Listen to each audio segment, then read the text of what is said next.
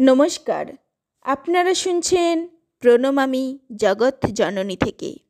বিশ্ববিজয়ী Swami Vivekananda America ধর্মসভায় বিজয় লাভের পর তিনি হয়ে ওঠেন একাধারে বিশ্বজয়ী এবং সেই সময় তিনি সেখানে কিছুদিন অবস্থান করেন ও এই সময়েই তিনি ওখানকার কিছু মানুষদেরও অনেক সাহায্য করেন এবং তাদের সম্বন্ধে তিনি দিব্য দর্শনে যা দেখেছেন এবং তাদের বলেছিলেন তা কেবলমাত্র তারা ছাড়া তার কোনো নিকট আত্মীয় বা বন্ধুবান্ধবও তা জানত না।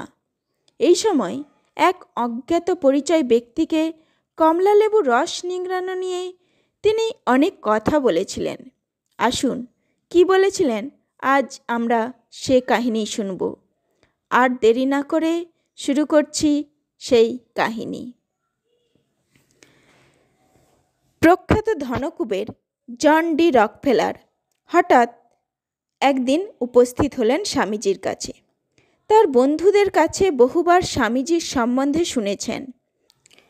স্বামীজির সঙ্গে দেখা করবার জন্য অনেকেই তাকে অনুরোধ করেছেন, কিন্তু প্রতিবারই কোনো না কোনো অছিলায় তিনি এড়িয়ে গেছেন।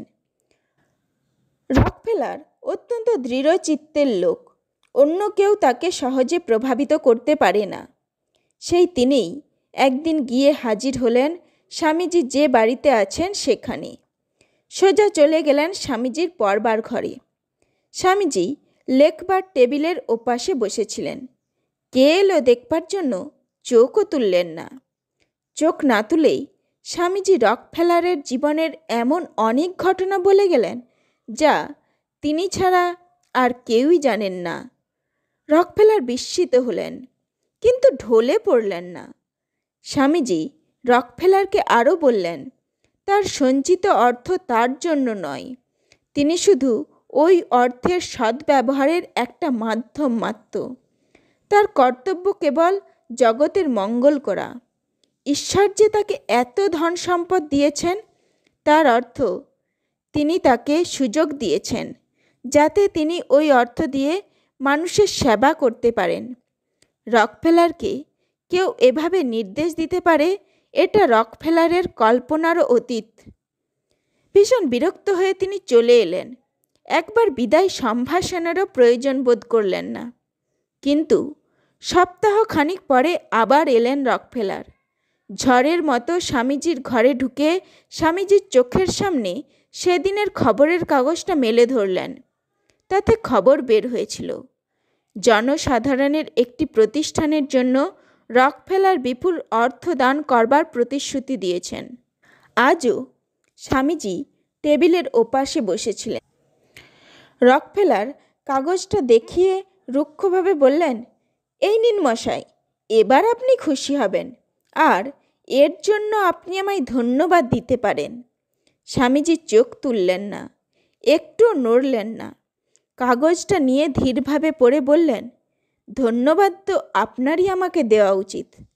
পরবর্তীকালে যিনি অসাধারণ দানবীর রূপে পরিচিত হয়েছিলেন, সেই জন ডি রকফেলারের সর্বসাধারণের জন্য এটি প্রথম বড় দান।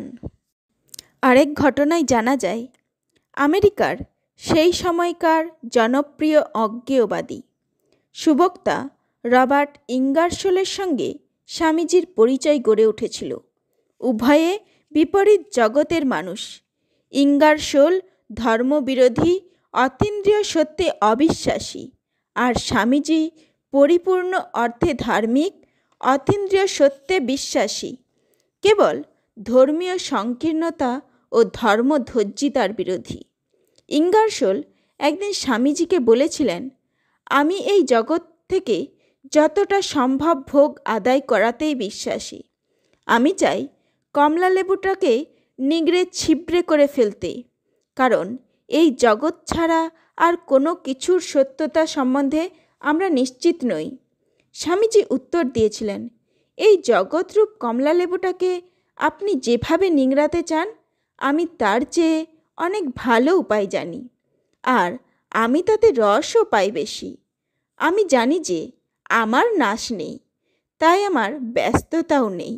আমি জানি যে আমার কোনো ভয় নেই, তাই নিংড়াতে আমি সুখও পাই।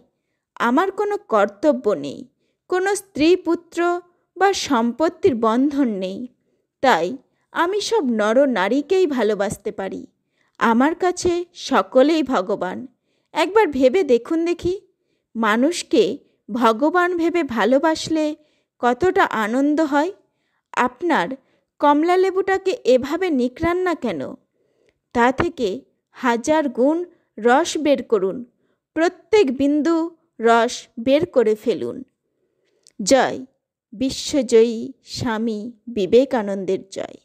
নমস্কার, আজ এই পর্যন্তই।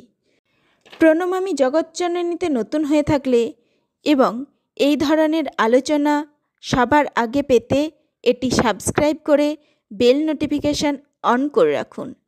লাইক ও কমেন্ট করুন, কারণ আপনাদের উৎসাহই আমায় আরও এগিয়ে যাওয়ার পথ প্রশস্ত করে। শেয়ার করুন আপনার ঠাকুরমা স্বামীজি অনুরাগী বন্ধুবান্ধব ও প্রিয়জনদের। ধন্যবাদ।